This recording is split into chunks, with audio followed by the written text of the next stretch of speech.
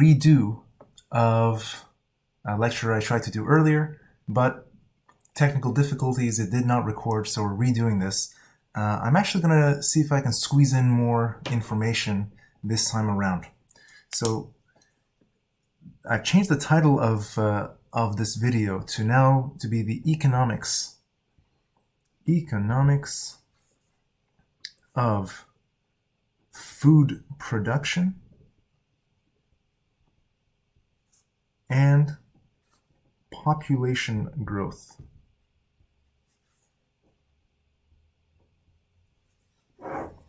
So we'll start with focusing on just food production.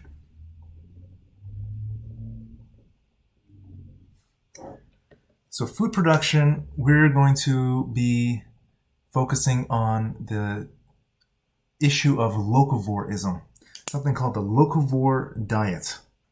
Locavore diet.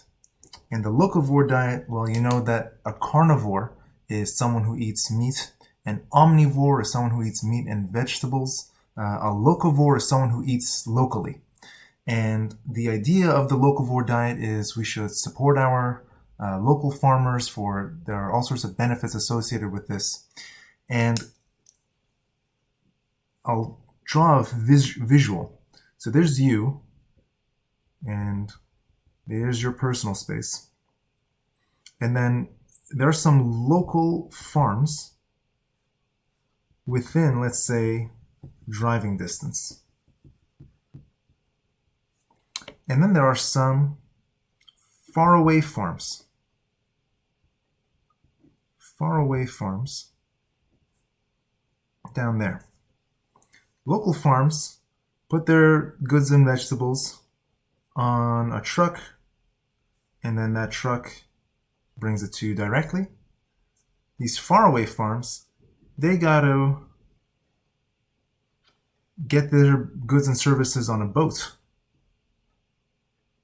with some cargo stacked on top of each other, and there are waves, and it gets to be very, it's a long and arduous journey, and you get to land, and then you got to get this stuff on the trucks anyway, and then you bring it over to you. And so the locavores, they say that there are multiple benefits here. First of all, they'll say it's cheaper. They say it's cheaper to ship things locally than it is to do it globally. So it's $1 sign there to ship, $3 signs over here to ship. They'll also say that locally it is local foods are going to be tastier. So I'll do this with some apples. They'll get 3 apples to be extra tasty for local foods, and then only 1 apple for the taste and the nutrition as well. They'll also say that by visiting your local farmer, you'll build social relationships, you'll build stronger social bonds, you'll build social capital, you make more friends, etc. So they'll say everyone will be happier by buying locally. Whereas if you're buying from strangers from afar, they'll be upset. We're dealing with strangers and we won't know where our food comes from, all this terrible things. They will also talk about food security. If we farm locally, then we're not going to have to worry about faraway wars disturbing our food supply. So food security, there's going to be food peace locally, or food war globally. These are 2 swords crossing over a shield. So that's to represent war. The question is this accurate? Is this economical? Is this historic? And I'm going to suggest that all these claims are false, and I'll do this using both theory and history. So we'll start with just some history. And the history will be the history of civilization to begin with. So 10,000 years ago, human civilization, we basically branched off from the rest of the great apes about 200,000 years ago. We came down from the trees. We got onto the savanna of Africa 200,000 years ago, and we immediately started foraging for food. We formed nomadic tribes, and we were doing hunting and gathering. We did this for about 190,000 years. So let's jump ahead in time. What happened 10,000 years ago was the development of cities. The first cities popped up 10,000 years ago.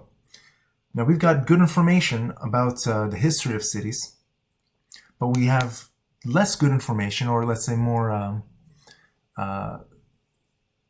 more theoretically unsound basis about the origin of agriculture. And the main story that everyone's heard is that we first were hunting and gathering, and then we started doing domesticating plants and animals. We set up farms, and then after we set up farms, then cities slowly developed from a farm to a smaller collection of farms to a small village to a big city, etc. This isn't the only way that things could have developed. There is a very famous woman named Jane Jacobs. Jane Jacobs is an American, or was an American urbanist. Urbanist means someone who theorizes about urban living, urban life, and the urban world. She was born in Scranton, Pennsylvania. Her father was an economist, and eventually she moved to New York City. She was a university dropout, moved to New York City with her husband. They had a child, they had a son, and what happened in the 1960s was that there was something called the Vietnam War. And during the Vietnam War, the Americans in the United States, they instituted a draft which said that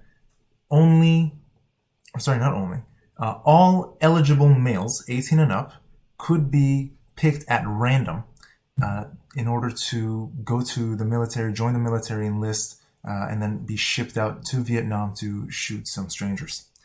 Jane Jacobs did not like this idea for her son, so she and her family packed up their things, moved from New York to Toronto. And she settled in Toronto, and she continued her urban activism, which she started in New York City. And in New York, she was famous for opposing highways that cut through urban areas. And she came to Toronto and did the same thing here. If you're from Toronto or know of the area, you know that the 401 highway to the north of the city, there's a little road that comes down it for only a short stretch, and it's called the Allen. And the Allen was supposed to extend all the way from the 401 in the north of the city, all the way down through the downtown core and meet up with Spadina Avenue. Jane Jacobs lived in the Spadina area, and she came out in great opposition to this idea. Instead, they stopped developing the Allen, so just stopped midway, and then Spadina got to stay as it is, as we know it today. Jane Jacobs was also a theorist. She wrote a lot of articles and books theorizing on the economics of urban development, as well as the history of urban development. Her most famous book is The Death and Life of Great American Cities.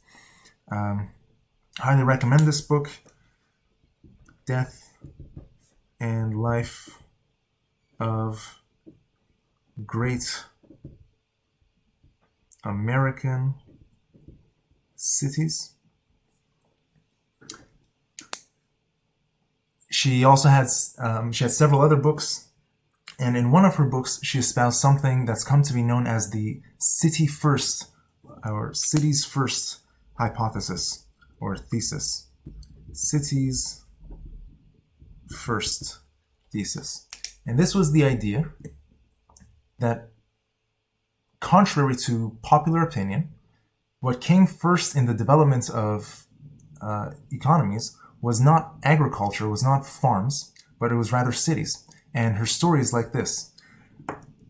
While going back to 200,000 years ago, and we were splitting up as humanity, we were splitting up into these different tribes, going off in different directions, most of the time we were alone.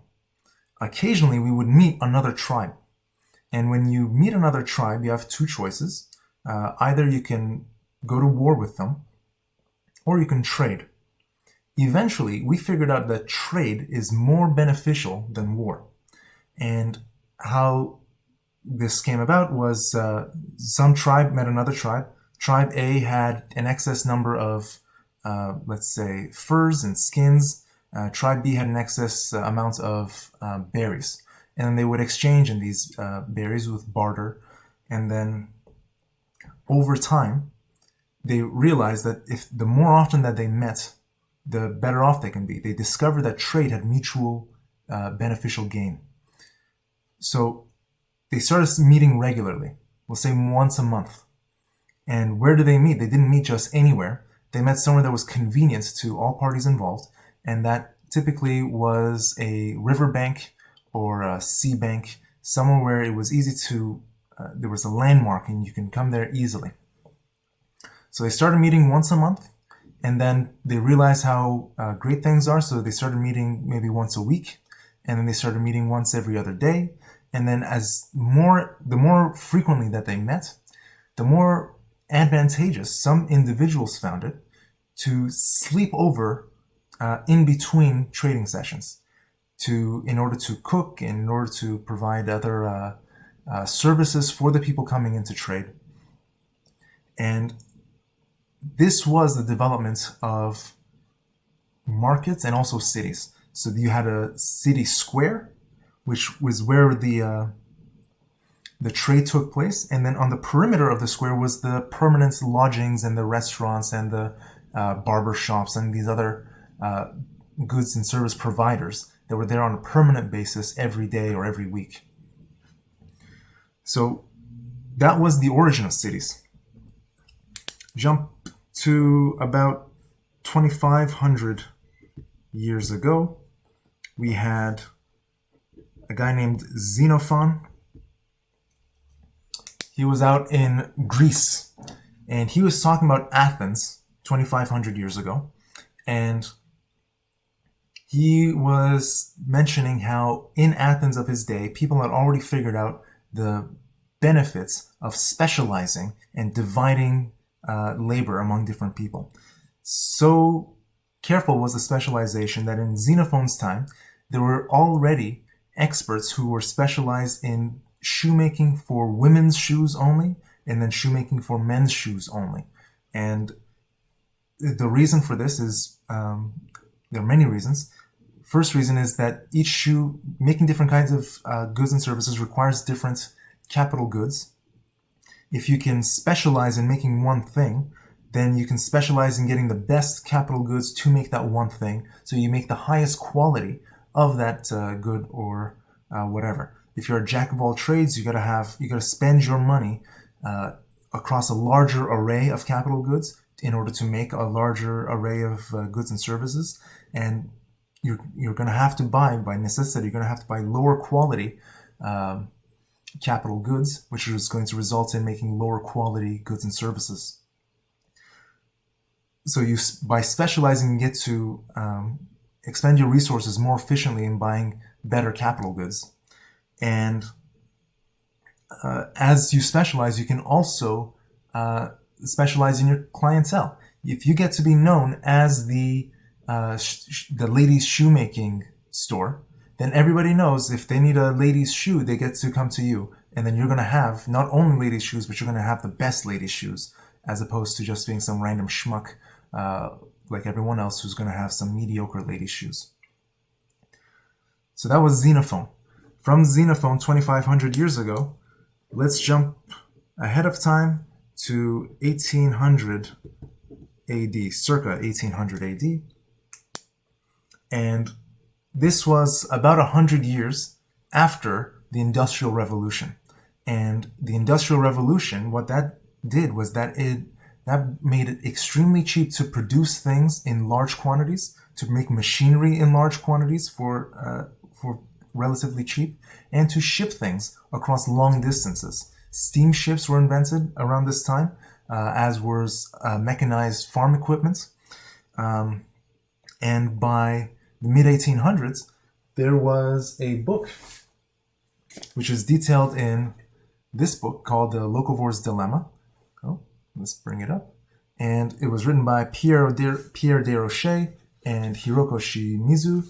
And if you go to page 25,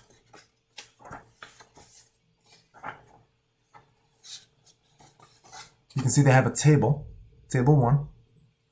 And the source of this table is a book called,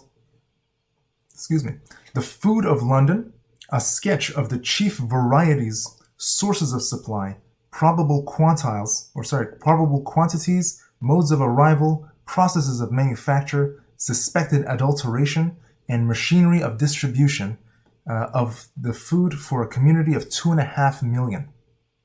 So this book was published in 1856. The city of Toronto was 2.5 million in 1856. And let's just go over where people were getting their foodstuffs from. So we had meat. Livestock was coming in from England, Scotland, Wales, and Ireland. Bacon was coming from Ireland. Hams were coming from England, Germany, and Spain. Game meats were coming from the northern counties of England and Scandinavia. Rabbits were coming from Belgium. Poultry was coming from England. Eggs were Ireland and France. Cheese were England and America and Holland. Tea from China. Coffee from Ceylon, aka Sri Lanka, Arabia, Brazil, and the West Indies. And sugar was coming from the East Indies, Brazil, and other tropical countries. In 1856, we had already totally left any idea we had of locavorism. So the question is, why did we leave the local diet? And now why do people want to go back to an era before even the mid-1800s? Before I jump into that, let's look at the chat. There's some activity there. Founding civilization, one saber-tooth pelt at a time. Yes, that was true. Just as an aside, you need a lot of capital goods production in order to do anything. A lot of people have this science-only view of technology, that the reason we have so much technology is just because we've just got smarter. But before getting smart, before being able to do anything with your brain, you need to have the stuff to manifest your... You need the stuff to manifest your ideas. And to have the stuff, you need trade, you need civilization, you need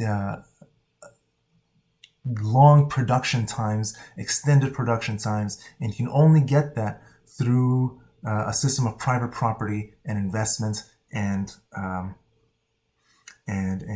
peace. So your technology today has just as much to do with Einstein and Edison, etc., as it does with the guys who were hunting saber-toothed tigers 10,000 years ago. We can move on now to what are the 5 myths of locavorism that I touched on earlier. And let's start with myth number 1. Myths. So myth number 1 was the social capital. So the social capital of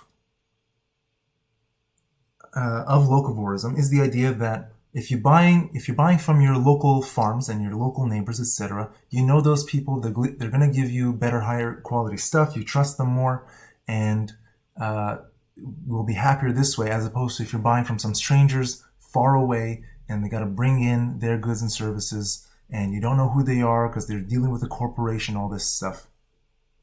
So let's deal with this.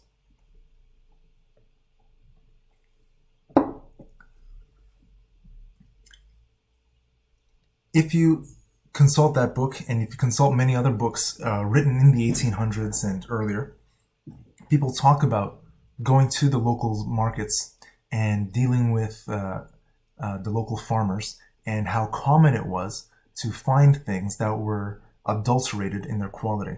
That was one of the titles or one of the subheadings of that book that I just quoted. People were watering down milk. They were adding other cheaper things to coffee and other things in order to bring up the weight, and they were generally being dishonest. What international shipping did was that it required farmers and shippers and the wholesalers, as well as the stores, to all individually build up a brand reputation, which they did with brands. They also used something called grades. So you want to buy some apples. Not all apples look like the apples you see when you go to shop from your grocery store. There are extra fancy apples, there are fancy apples, there are peeler apples, there are 5 or 6 other grades of kind of apple. And each different grade is used for a different purpose. And the highest looking grade is what's used for the apples you see in the store, because that's what consumers are looking to buy. But not all businesses and not all apple consumers are interested in what the apples look like. For example, if you're buying apples in order to make apple juice, it doesn't matter if the apple looks a little funny, if the color's a little funny on the skin, but it's otherwise healthy. So you'll buy a lower grade apple, which won't make it to the store shelf, but it will be good enough for making juice out of, or making filling for pie, or making jams, etc. So they did this with their grades. Belgium was also renowned for creating grades for their pork. They all raised the same breed of pig, and they all raised it using the same diet, and they all butchered it the same way and cured it the same way, so that when you end up with Belgian bacon, you knew, as there was a quote from someone, you can pick the bacon blind, and you knew you could be confident in what you were going to get quality-wise. Meanwhile, local producers, they are not so, they don't have to have, if we're in a situation where you only have to deal with local producers, with local farmers, they don't have the same incentive to worry about their the consistent grades, right? Because you don't have as much competition. Whereas if you are competing with both the local farms as well as the faraway farms, then by having more options, people have to separate themselves. They have to distinguish their product from others, and they do this by creating these different grades, these different brands, in order to build trust with the consumer, with the wholesaler, with the grocers over time. So that's number one. The issue was that people weren't trusting local farms to begin with. And by the way, this goes on to this day, where we have farmers markets, and there are countless exposés, that local news articles or local newspapers and TV stations do, where they go to a farmer's market and they find a vendor selling something, and they're being dishonest because they'll see that they're selling zucchinis at a time when zucchinis are out of season. And they figured out that they just went to the local Walmart, bought their zucchinis from the superstore there, and then and they're selling it off at a farmer's market as if it's organic and locally grown and all this nonsense. So that's issue number one. So myth number two this idea that there are no economic costs, no significant economic costs by switching to a locavore diet. Economists call this a free lunch.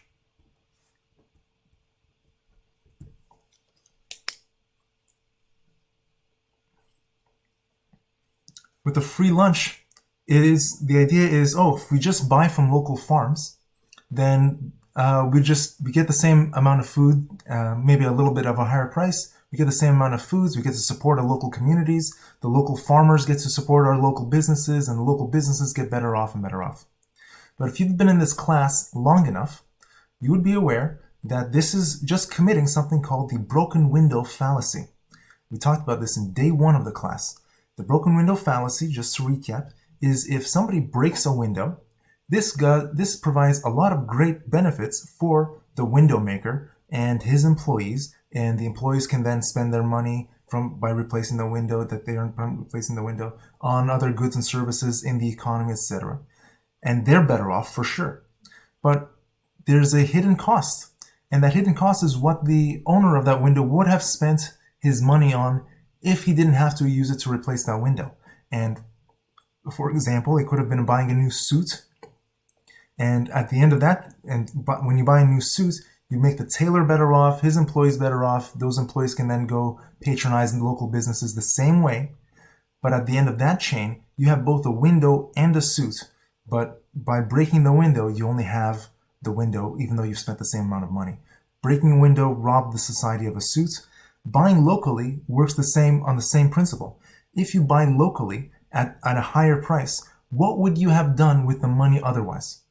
That's what you have to think. It may be a couple bucks here and a couple bucks there, but it adds up very quickly. Over time, over millions of people, that could be millions of dollars per month, right? Per year. And all that money could have been saved, could have been invested, could have been used to buy more capital goods that would have made labor more productive, to make more things, to increase wages, to increase more the economic development, which reduces poverty, which makes people live longer and healthier. All this other stuff that you're missing out with the fact that you are buying locally at just a little bit per extra apple.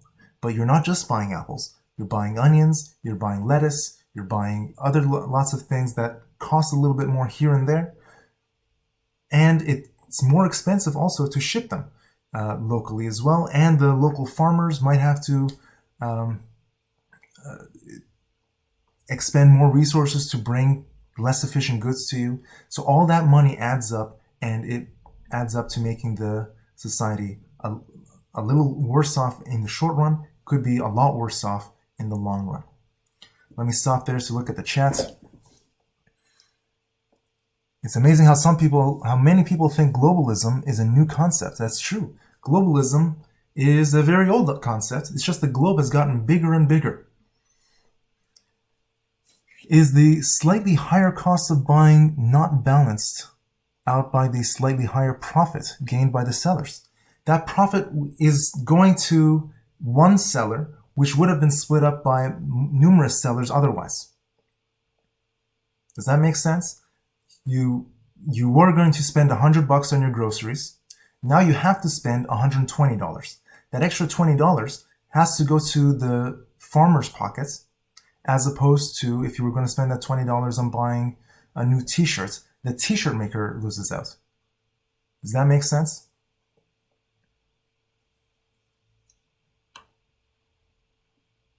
All right, so let's move on.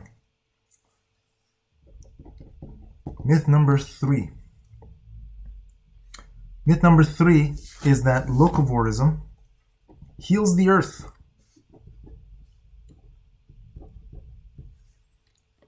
We've heard nonstop about how there's been massive deforestation, etc.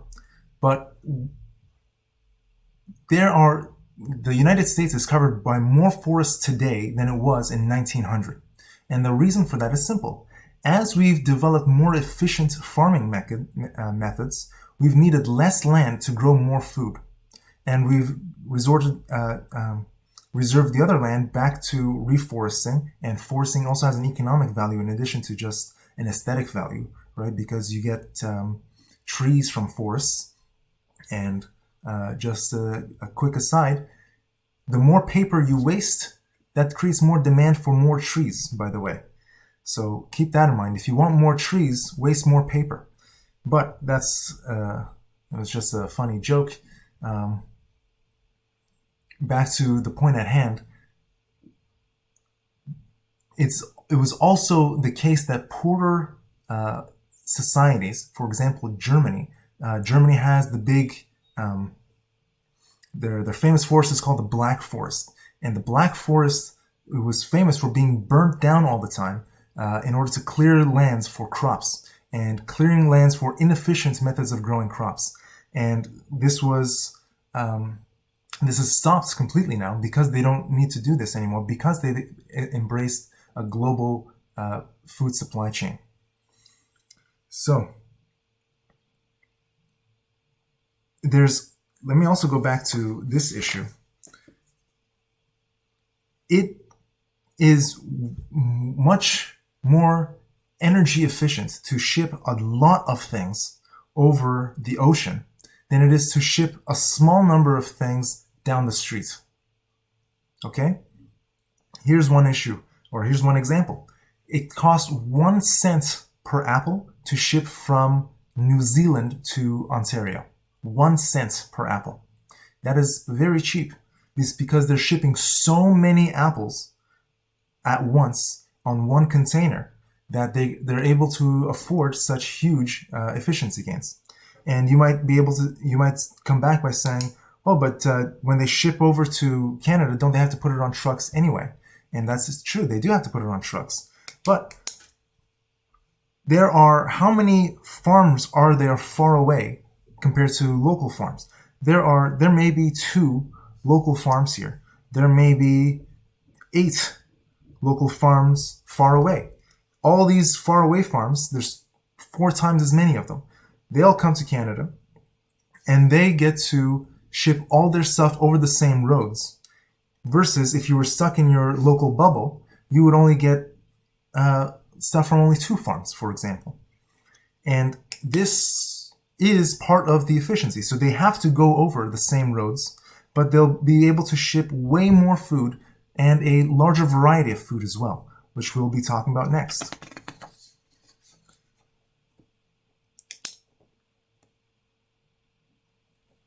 So number 4, we'll call this the food security.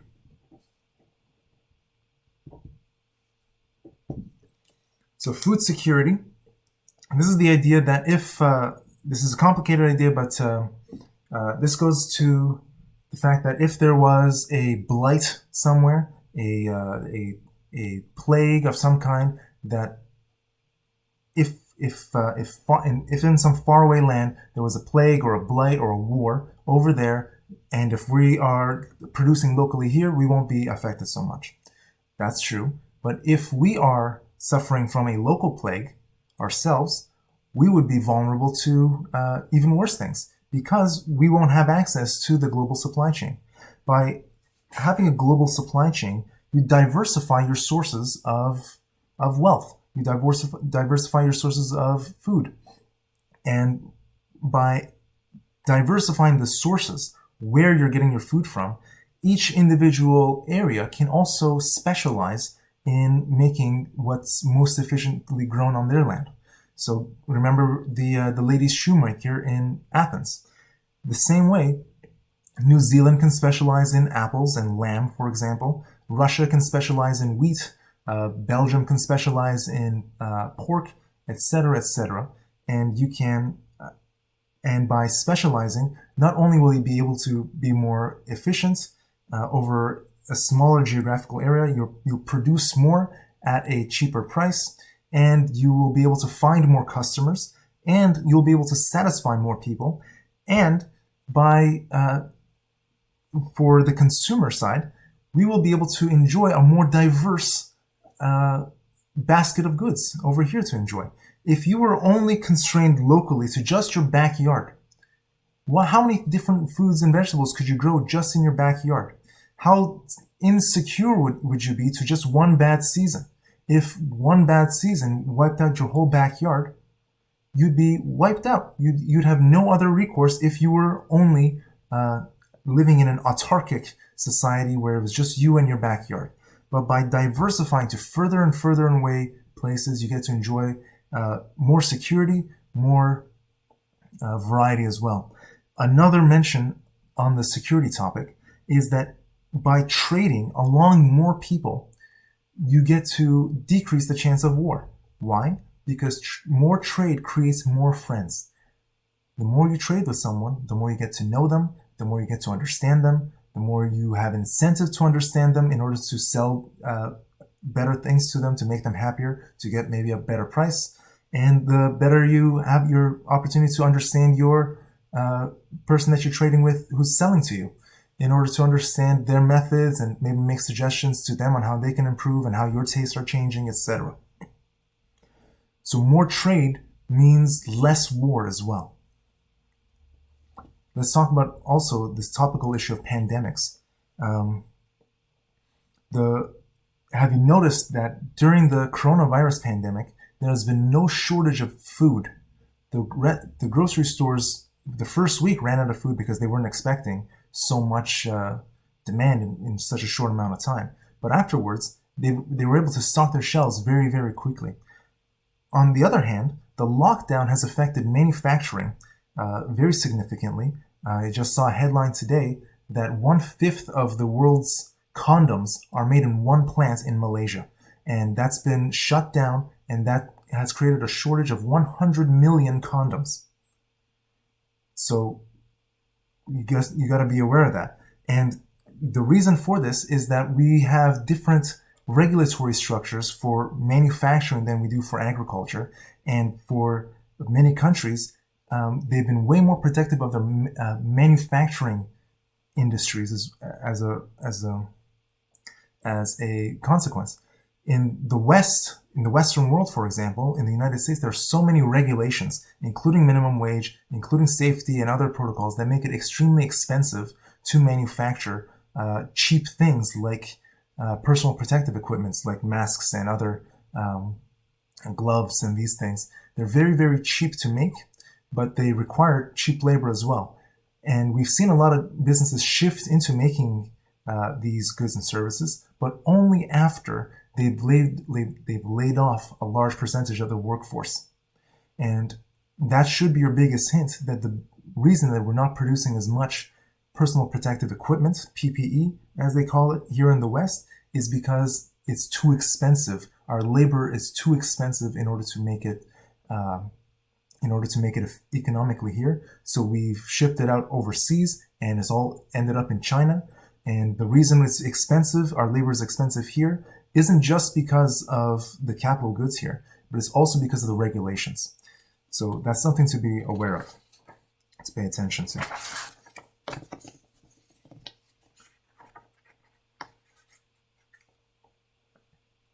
So let's wrap things up with number 5. That's tastier, more nutritious.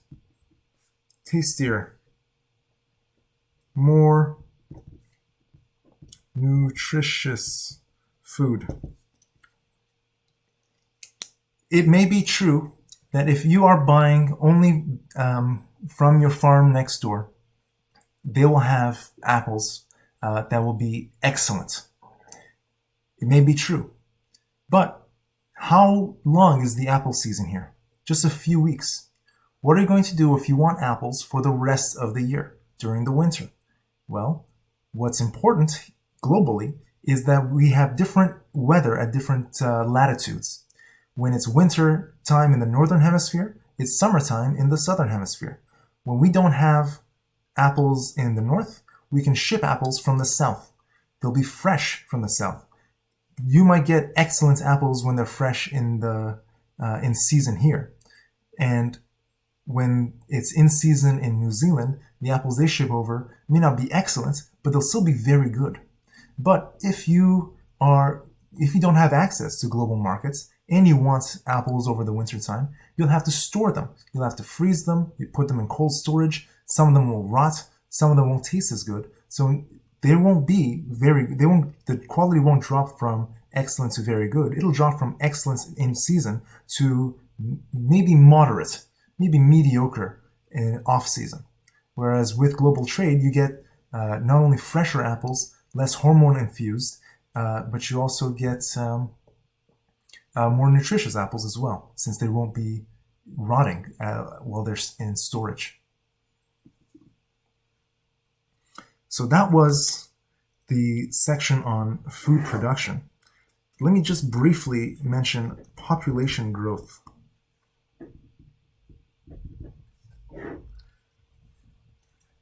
Many people have this idea that population growth is bad, that it started with this guy named Malthus. Malthus had this idea that food production is growing arithmetically. So this is time, and this is quantity. This is the quantity of food, F. It's moving linearly. It's growing linearly. The quantity of food is growing linearly over time. This is Malthus's idea. But he went on to say that our demand for the population, however, is growing exponentially, which is lower here, and it's going to go up and shoot up there. And while population, this is P for population, while population is below food production, that means we're going to have excess food. It's not going to be a problem for anyone. But according to Malthus, there's going to be a time where our population is going to grow faster than our supply of food. And when this happens, we're all going to starve, and so we should cut back on our population growth. This was Malthus writing in the 1800s. He was expecting that this crossover to happen any day in the 1800s, very soon. It's been almost 200 years since, and so far we have come nowhere near this. Why? It's because prices for food have allowed manufacturers to make better use of land, make better capital equipment, and by globalizing, we've been able to export this massive production situation globally as well, so that more the best land around the world is used only for making the food for the largest number of people. So we had this situation. There's David Suzuki talks about this too. David Suzuki, everybody in Canada know who David Suzuki is. He's a biologist, environmental activist, etc. He has this video that came out a few years ago where he showed a little test tube, right? And he said, let's put some bacteria in this test tube, and this bacteria doubles in population every day. And when this is growing, eventually it'll be halfway full. When is the bacteria going to outgrow its test tube? He said it's going to be the next day, where the population is just going to increase beyond the food that's available in the test tube. And his analogy was that this is us. We are the halfway point in our food supply, and it looks like we have a lot now, but because of the magic of exponential growth, we're suddenly going to reproduce, and our population demand for food is going to outproduce our supply of it. The problem here is that people aren't bacteria. People aren't hawks or other birds or animals of prey. And speaking of hawks, there was an economist, sociologist named Henry George, extremely popular guy. And he had a great saying. His saying was an observation, really. But he said that both humans and jayhawks eat chickens. But the more jayhawks, the fewer chickens. And the more humans, the more chickens. The reason is people aren't just mouths to feed. People aren't just autonomous eating and reproducing machines. We have something that sets us apart from all the other animals, and it's our ability to not only think, but also to trade and economize and to build societies as well like this. People talk about termites and ants, that they build complex societies, but termites and ants have been living in the exact same way for 1,000,000 years. Look at how different our lives are today than they were even 100 years ago, even 50 years ago.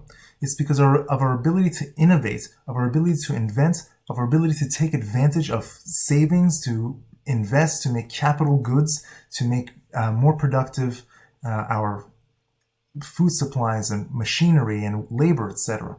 And that is how we can outproduce our demand for food constantly, by taking advantage of the price system, by taking advantage of the fact that we exchange things for money, that we can reduce our individual subjective preferences into an objective criterion, money, that transmits information to the most number of people, that tells people how they can reorganize the goods that we have in the present in order to meet the demands that we're going to have in the future. That is the genius of human civilization, of humanity, of the mind. And that's how I'm going to end the class today. Thank you so much, and we'll see you guys Monday.